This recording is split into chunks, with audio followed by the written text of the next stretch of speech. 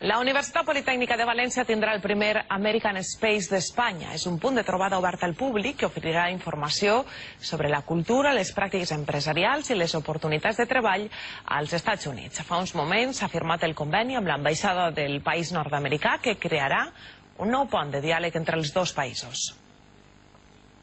Esta firma rubrica un programa pioner al nostre país.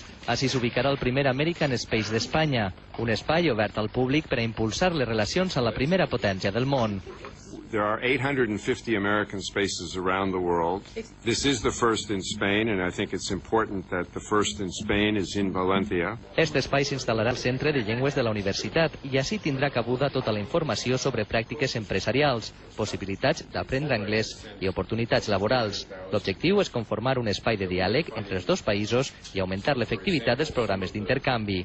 Esta universidad es la top tecnológica española, no porque lo diga su rector, sino porque lo dicen los rankings internacionales más acreditados. Es una punta de lanza más que tiene Valencia para situarse mejor en el panorama, en el conocimiento cultural y empresarial tecnológico de los Estados Unidos.